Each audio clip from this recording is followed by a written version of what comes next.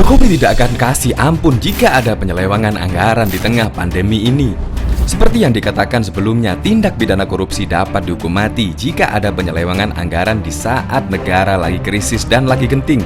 Itu seperti dikutip dari pasal 2, setiap orang yang secara melawan hukum melakukan perbuatan memperkaya diri sendiri atau orang lain atau korporasi dapat merugikan keuangan negara atau perekonomian negara dipidana penjara dengan penjara seumur hidup atau pidana penjara paling singkat 4 tahun dan yang paling lama 20 tahun dan denda paling sedikit 200 juta dan yang paling banyak 1 miliar. Dalam hal ini, tindak pidana korupsi sebagaimana dimaksud dalam ayat 1 dilakukan dalam keadaan tertentu, pidana mati bisa dijatuhkan.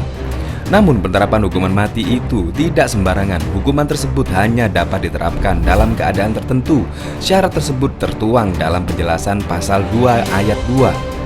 Yang dimaksud dengan keadaan tertentu dalam ketentuan ini dimaksudkan sebagai pemberatan bagi pelaku tindak pidana korupsi apabila tindak pidana tersebut dilakukan pada waktu negara dalam keadaan bahaya sesuai dengan undang-undang yang berlaku, pada waktu terjadi bencana alam nasional sebagai pengulangan tindak pidana korupsi, atau pada waktu negara dalam keadaan krisis ekonomi dan moneter.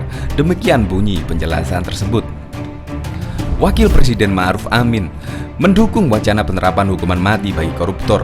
Wacana ini sebelumnya disampaikan Presiden Joko Widodo saat peringatan Hari Anti Korupsi beberapa waktu lalu. Menurut Ma'ruf, hukuman mati dibolehkan dan diatur dalam undang-undang maupun agama. Hukuman mati itu memang dibolehkan, walaupun ada yang keberatan tapi banyak negara membolehkan.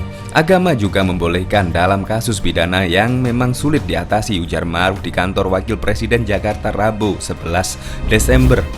Jokowi mengatakan hukuman mati bagi tindak pidana korupsi tipikor bisa saja diterapkan jika itu merupakan kehendak masyarakat. Jokowi menyebut hukuman mati bagi koruptor dapat diakomodasi lewat revisi Undang-Undang Nomor 20 Tahun 2001 tentang perubahan Undang-Undang Nomor 30 Tahun 99 tentang pemberantasan tindak pidana korupsi. Dalam Undang-Undang Tindak Pidana Korupsi, kata Ma'ruf, telah mengatur hukuman mati bagi koruptor. Sepanjang syarat dipenuhi, sangat mungkin jika seorang narapidana kasus korupsi dijatuhi hukuman mati. Ia berharap penerapan hukuman mati dapat membuat kapok para koruptor, sebab hukuman penjara yang selama ini dijatuhkan hakim cenderung tak menimbulkan efek jera. Andai kata dihukum mati saja, tidak jera apalagi tidak dihukum mati. Logika berpikirnya kan begitu, jadi itu memang paling tinggi. Seharusnya membuat orang tidak berani korupsi, katanya. Rencana penerapan hukuman mati menuai kritik penggiat HAM. Direktur Eksekutif Amnesty Internasional Usman Hamid menilai wacana hukuman mati bagi koruptor kejam dan tidak manusiawi. Usman menuturkan hukuman mati tak boleh diterapkan untuk semua kejahatan, terlebih tindak pidana korupsi juga tak termasuk sebagai kejahatan serius dalam hukuman internasional.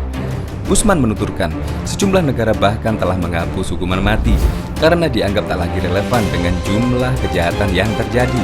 Alih-alih penerapan hukuman mati, menurutnya, hukuman mati bagi koruptor dapat diatur dengan memberat menjadi 20 tahun atau penjara seumur hidup. Usman berpendapat wacana hukuman mati bagi koruptor yang disampaikan Presiden Joko Widodo tak lebih dari keinginan membangun sentimen seolah-olah orang nomor satu di Indonesia itu sungguh-sungguh dalam menegakkan hukum, sementara dalam prakteknya sangat bertentangan.